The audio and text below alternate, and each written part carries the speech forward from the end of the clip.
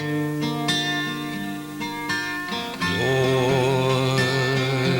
make me a means of your peace. Welcome to Catholics Today. I'm Trista Littell with the Catholic Diocese of Lafayette's Pro-Life Apostolate. In January of each year, the Pro-Life Apostolate offers a pro-life oratory contest to area high school students. We are pleased to have young people interested in working hard to promote the dignity of human life. In today's program, we are highlighting 3 participants. In the honorable mention category, please welcome Annie Huckabee. The snowy egret is a bird that gives birth in triplets. And the first 2 eggs that are born always have enough nutrients for those first 2 to grow into very healthy young birds. However, the last one that is the disposable child. It isn't given enough nutrients to sustain itself. And if there isn't enough food in the surrounding area, the parents will feed that child to its siblings.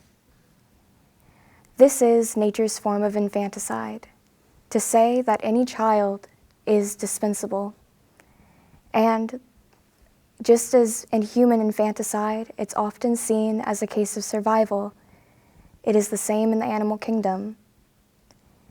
Many women who commit infanticide suffer from mental illness or are in poor conditions or in low socioeconomic standing.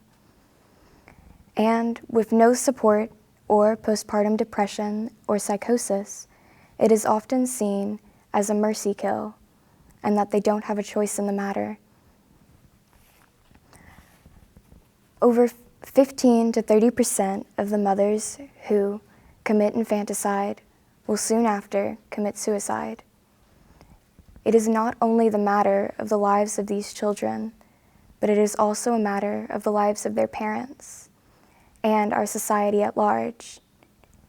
What does it mean for our world to be able to say that any child is dispensable, no matter how small? To be able to kill a child merely because they're still within the first year of their life, at the most innocent form that they can be in, it is truly devastating. Even the word infant speaks it all, in the fact that infant comes from the Latin for the inability to speak. This shows us that we must be these speechless voices, and it is our duty to make sure that we care for not only the children, but their mothers. We cannot stop at only being pro-life while the child is in the womb, as much of our culture believes that pro-life is only against abortion. We have to support the child through all stages of its life and support their mothers. We cannot allow any child to be left behind and to be proactive in making sure that our futures are secured. In nature, the brown pelican shows us an example of what this self-sacrificial love looks like. If there is not enough food in the surrounding areas, none of the pelican's children will die. The mother pelican will give pieces of its flesh to its child. This is the kind of love that we should show our children if we wish to further our civilization and further our generations. Thank you. To get to know our contestants better, we have a few questions. Annie Huckabee, who are your parents? Where are you from? And what grade in school do you attend? I'm Annie Huckabee. My parents are Angela and William Huckabee. I am from Eunice. I am in the 11th grade and I attend the Academy of the Sacred Heart in Grand Coteau. Annie, how did you find out about the Pro-Life Oratory Contest? And what or who inspired you to participate in it? The answer to that question is actually the same person, my mom. She was working with the Catholic Daughters and she found out about it and she really inspired me to take a stand on some of the pro-life issues they were talking about. Annie, how long did you work on this pro-life oratory contest project? I had been doing research on the issue since around Christmas break and put it all together a couple days ago. Annie, what was your experience at participating in the pro-life oratory contest here in Lafayette? My experience was pretty positive, and I'm having a really good time talking with the other contestants, and it was excellent overall. Annie, what would you say to an underclassman to help get them to participate in next year's pro-life oratory contest? I would tell them to start doing their research early and to kind of figure out what they're going to say. And since I know that everybody at my school loves to talk, I would just tell them to put that to good use. Thank you, Annie. Up next is the second place winner, Sam Pete. Roe v. Wade was passed 45 years ago. Subsequently, America has been going down the wrong road for almost half a century. Now, during this time, our values as Americans have been under assault. The very values enumerated in the Enlightenment and of Judeo-Christian values and expressed in the Declaration of Rights, the Bill of Rights, and the Constitution have been under direct or indirect assault by the very concept of abortion. So, the rights brought forward by the documents, the right to life, the inalienable rights, and especially the fact that all men are created equal, are also under attack by abortion. The action of abortion is entirely counterintuitive to our sense of justice as Americans, our sense of responsibility as mothers and fathers, and our sense of rightness as Christians. Now, to understand where we are now, we must first begin where it all started. The pro-choice movement began at the dawn of the 20th century with an activist and first-wave feminist named Margaret Sanger. Now, she was a nurse who worked in hospitals, and she saw women hospitalized daily due to dangerous self-induced abortions. Women didn't have access to contraceptive information like they do now because of a law passed in 1873 called the Comstock Law, which banned women from having contraceptive information due to grounds of obscenity. But she fought back with all her might with rhetoric and seminars to have women understand their bodies. And she succeeded in repealing the law and even published her principles on women having control of their bodies. And the first one goes, children should be conceived in love. The second one, children should be born of the woman's conscious desire. And children should be begotten only under conditions which render possible a heritage of health. Funnily enough, and ironically, this also coincides with the church's teaching of conception. But instead of taking the church's approach, she took the contraceptive approach, the humanistic approach that focused on artificial chemical contraceptives and birth control measures. And at the time, social Darwinism and eugenics was a very large part of American society in the early 20th century. And social Darwinism says that the poor are poor because they are weak, both mentally or morally. And in order to give her movement legitimacy, she allied her movement with the social Darwinists and the eugenicists who also believed that a population could be artificially enhanced through the proliferation of a stronger people. And almost always these stronger people were people of Anglo-Nordic heritage. So these pseudoscientists essentially hijacked her movement to give women more control. And they started targeting the weak members of society, the impoverished minorities. And this corruption still comes to this day. Currently, African Americans have 3 times as many abortions as whites, and Latino and Hispanic communities have 2 times as many. And Planned Parenthood clinics are always somehow conveniently placed in neighborhoods with high minority populations, and almost always they're impoverished. And this injustice that violates the rhetoric of our nation violates the fact that all men are created equal under God. And then the greatest, most inalienable right, the right to life, was violated when the fetus was dehumanized to that level of a parasite. And finally, women's rights had triumphed over the institutions of God and man. But how was the right to life abolished when the family ought to be guarding it? But it's simple. Abortion itself destroys the concept of family. The mother is the oldest and most respected and requires the most determination of any job on earth. And because of this, the importance in the family is tantamount to none. And the father is just as old and as important, but they are instinctually different. A mother nurtures the child into a good, healthy person, while the father protects and provides for his loved ones. Ask a mother about this. When she becomes pregnant, she enters a different state of mind, where her whole soul revolves around creating a good environment for her child to live in. And if possible, she will seize any bad habits that might harm the infant child, such as smoking or drinking. They'll completely drop it. But women who are told that their babies are just parasites, they lack this instinct. They throw the baby away.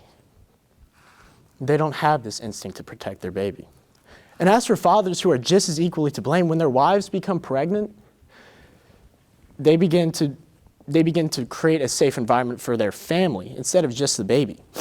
Even a healthy man of 23 will buy life insurance.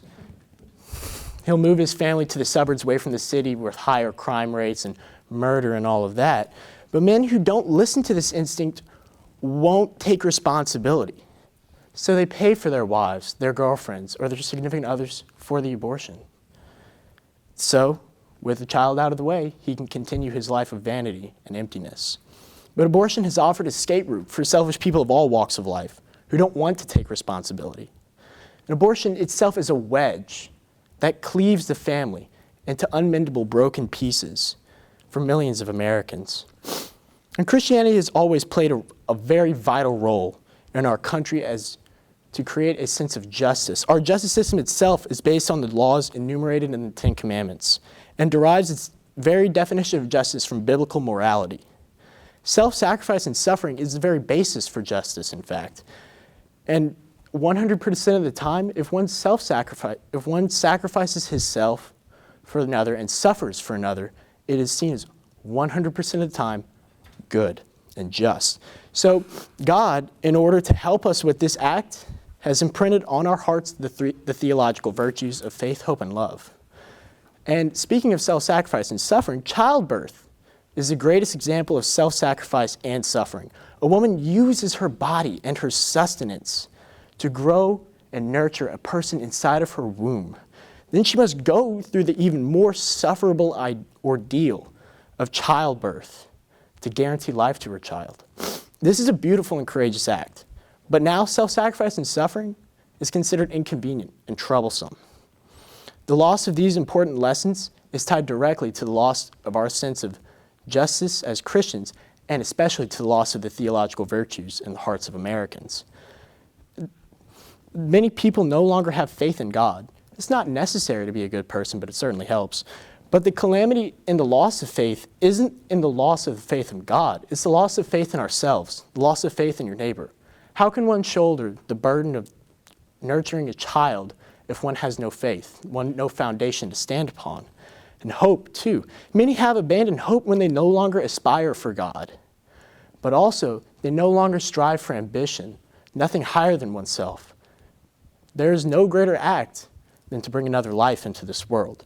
Certainly a thing higher than oneself. The greatest loss, though, is of the greatest virtue, love. In a society that allows abortion, there is no love for oneself, no love for one's neighbor, and especially no love for God. There is no love being given to the least among us, the unborn child, who is the most innocent and deserving of love. And as long as this evil institution of abortion stands, these virtues, whether Christian or not, will not reside in the hearts of every American. But what are we Christian dissenters to do? Intellectual progressives say that we are imprisoned by Christian morality and are clouded in judgment. They believe that a fetus is a parasite. They believe that to be free is to deny life to an unborn child. But as much as I hate to say it, we are in a minority with a very vocal majority. But this is what the majority say we are. They are misogynist, chauvinist, traditionalist, fascist, scum, who want to see people shackled and unable to execute their free will as people. But this is what I say we are. We are righteous people on a moral crusade to alleviate suffering in the womb, the suffering of the mother and the father, and the suffering of those who believe they have no other choice, and that the right choice is to terminate the life of a fetus, of a child. But the tragedies in this act are everywhere. In the 60 million dead since Roe versus Wade that have died in the name of what? Of free will? In the depression of the mother post-abortion? In the destruction of families? In the decline of our morals as a nation? The truth is, abortion is a chain holding the free people of this land to a lifeless rock with false platitudes and ill-gotten ideals. May God give us the strength to save our people and our children. Thank you, Sam. Congratulations on winning second place. Who are your parents? Where are you from? And what grade in school do you attend? My name is Sam Pete. My parents are Kenneth and Cindy Pete, and I'm 17 years old and I'm a senior at Opelousas Catholic School in Opelousas. Sam, how did you find out about the pro-life oratory contest, and what or who inspired you to participate in it? Well, my speech and debate teacher, she came forward with this to our class, and she just flat out asked, hey, who wants to be in this? And I'm the only person who takes that class seriously, apparently, and I applied. But she's been helping me through the entire process, that and some other teachers in my school and my mom, just helping me flesh out the speech a little bit, and it's been a real pleasure to work on the speech. Sam, how long did you work on this pro-life oratory project?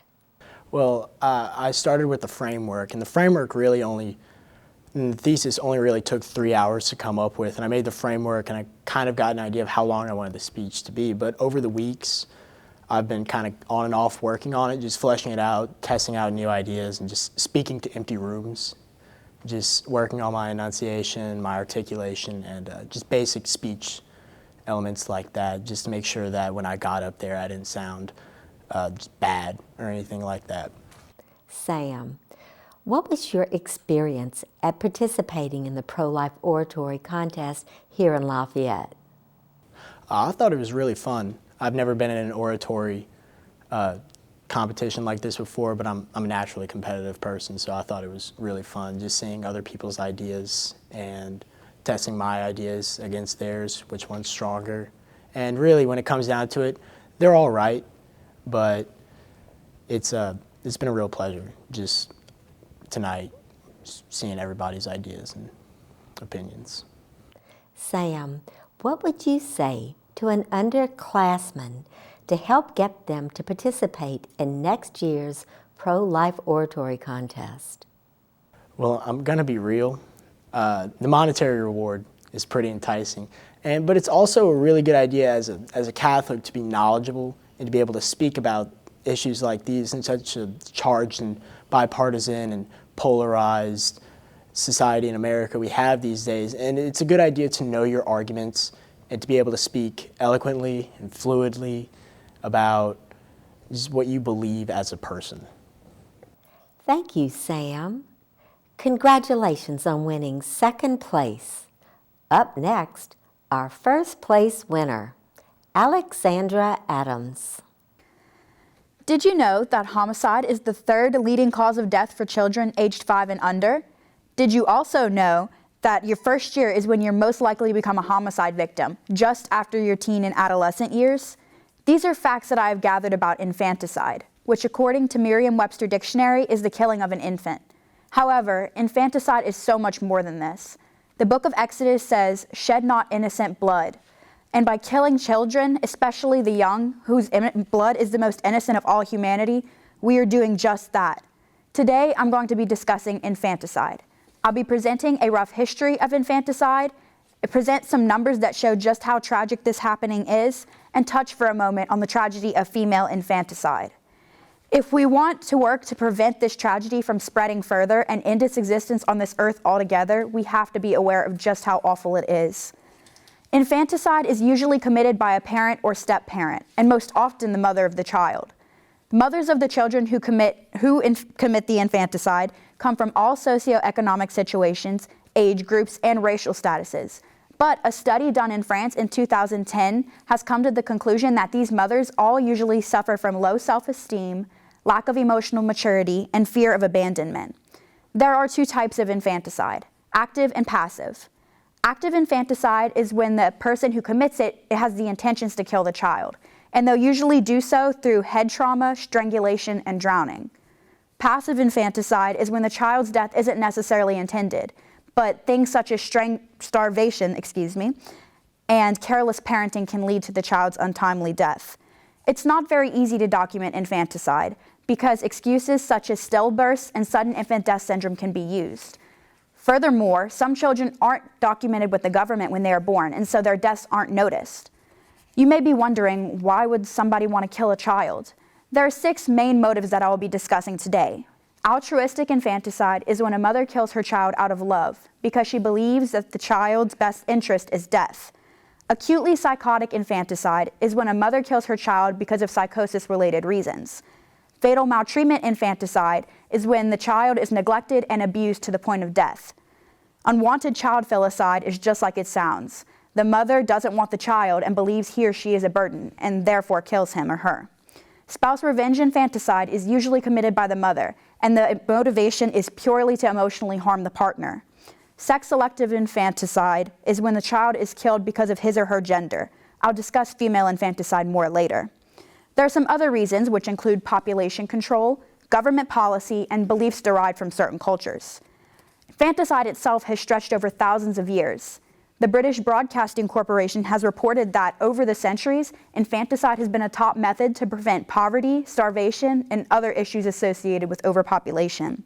The Greeks and Romans usually wouldn't kill their children instantaneously.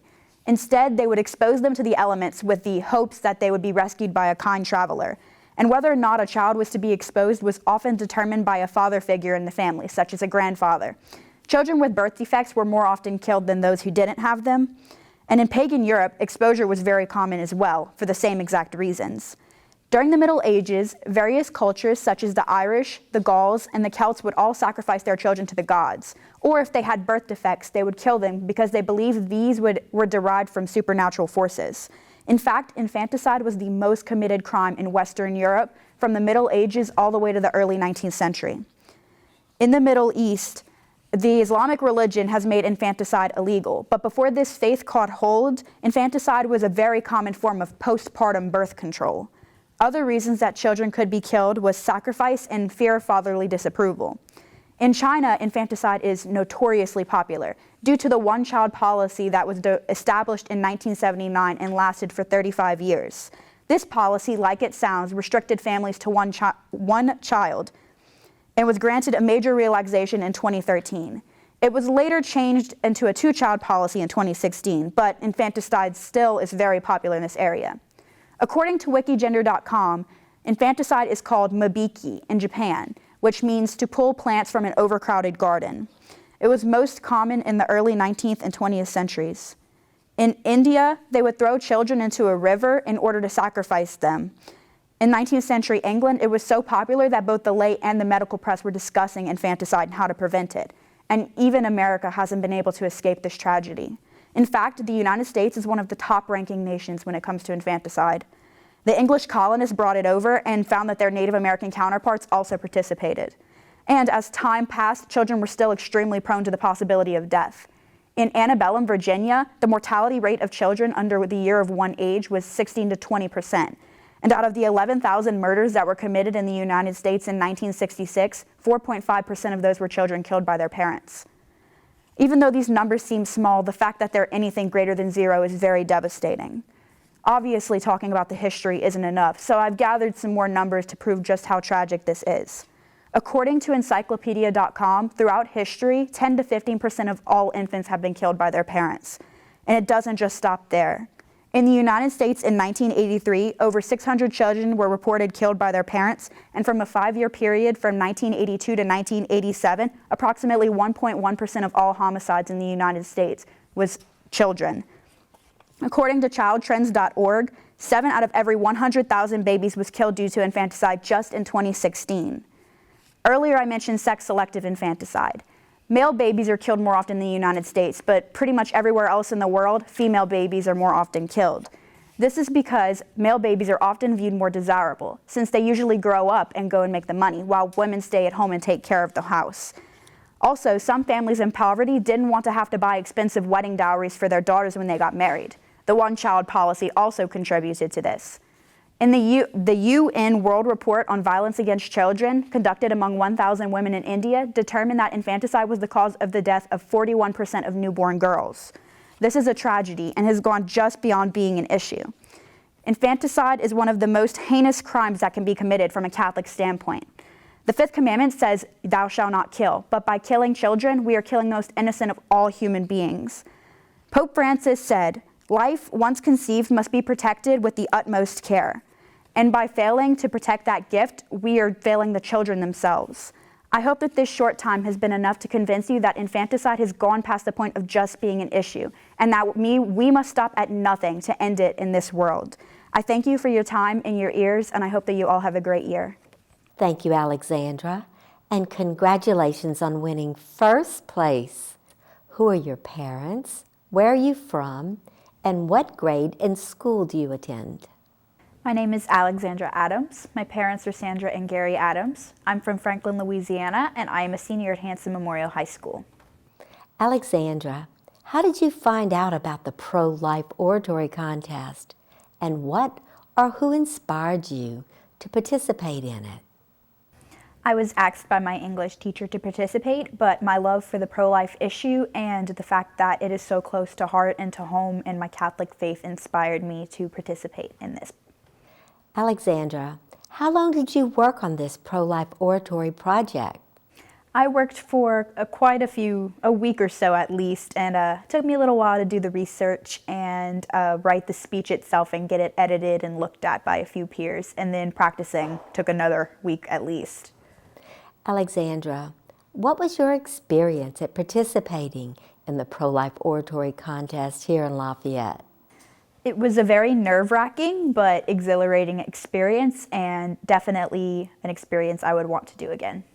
Alexandra, what would you say to an underclassman to help get them to participate in next year's pro-life oratory contest? I would tell them that this contest is a chance for them to express their faith and their belief in the pro-life movement, and a chance for them to just show the world that our movement isn't just older people, it is a young generation of people as well. Thank you, Alexandra, and congratulations on winning first place. Good luck at representing Acadiana in the Louisiana State Pro-Life Oratory Contest, and we pray that you win that challenge and go on to the National Pro-Life Oratory Contest later on in the year. Well, that's Catholics Today for this week. We want to thank everyone who participated in this year's contest. Please encourage high school age students in your area to enter next year's Pro-Life Oratory Contest. Thank you for joining us on Catholics Today.